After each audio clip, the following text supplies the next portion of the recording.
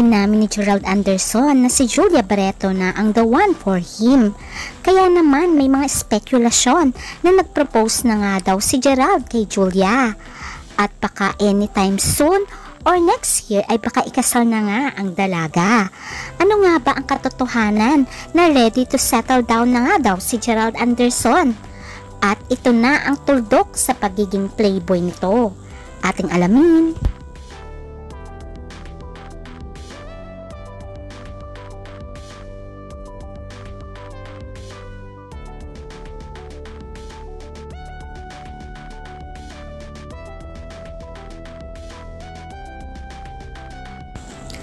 Ang tanong ng karamihan, si Julia Barreto na nga ba ang huling babae sa buhay ni Gerald Anderson?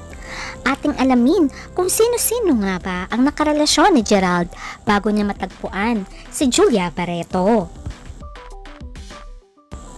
Marami ang nagsasabi na isa sa pinakagwapong muka ay walang iba kundi si Gerald Anderson.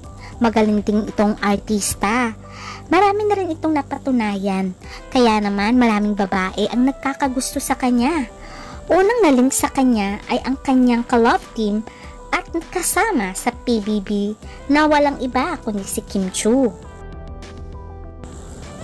Napakasikat ng kanilang love team kaya tinawag nga silang Kimerald ng mga fans. Sila rin ay nagkaroon ng relasyon sa totoong buhay. Tumagal din ang kanilang relasyon.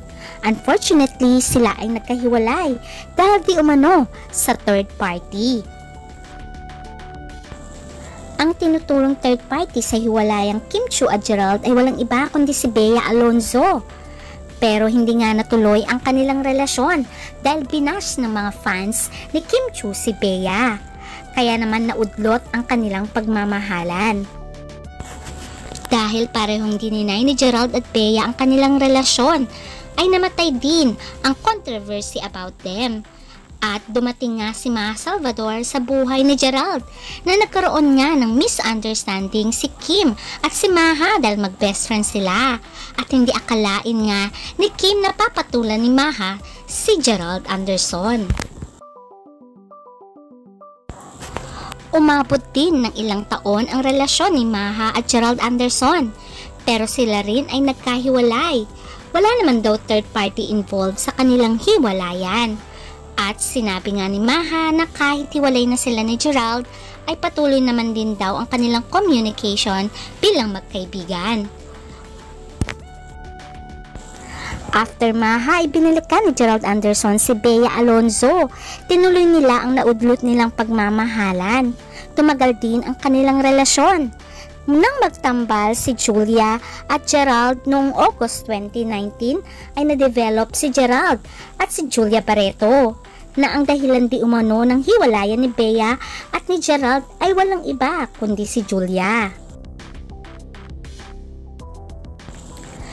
Dahil nga sa bali-balitang nagkakadevelopan, itong si Gerald at si Julia Barreto ay nagkaroon ng misunderstanding ang relasyon ni Julia at ng kanyang boyfriend na walang iba kundi si Joshua Garcia.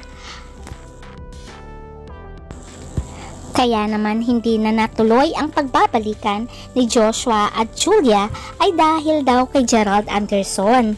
Kaya naman ang spekulasyon ay talaga naman si Julia din ang dahilan ng hiwalayang Bea at Gerald. At si Gerald din ang dahilan ng hindi na nagkabalikan pa si Joshua at si Julia. Kaya naging magulo ang kanilang relasyon, naging controversial.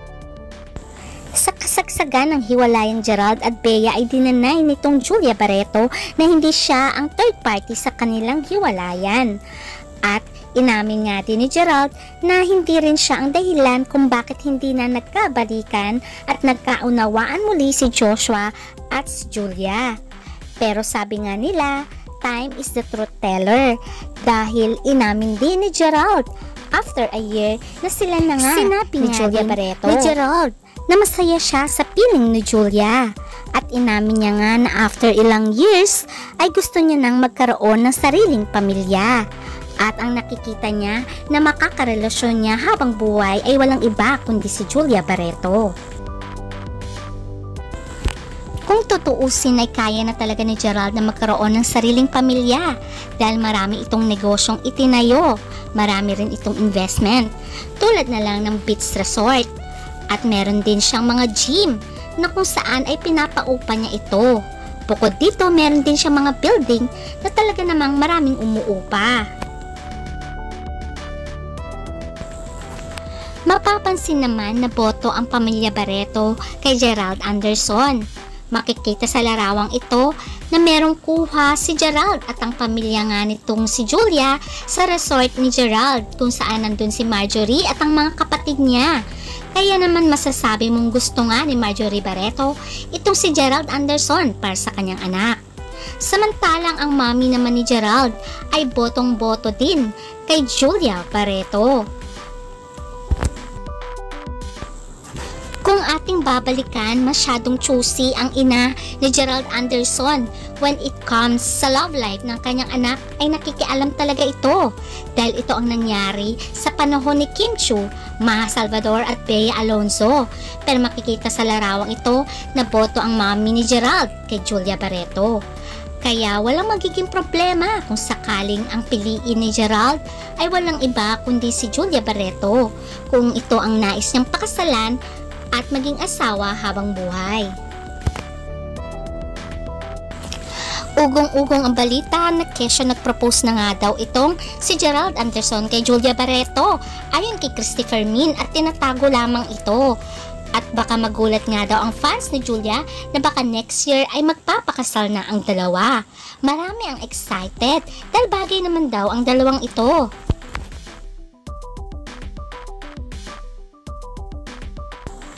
Ayon nga kay Christopher Min ay meron na nga daw engagement ring itong si Julia Barreto at ayon nga sa balita ay napakamahal ng kanyang engagement ring.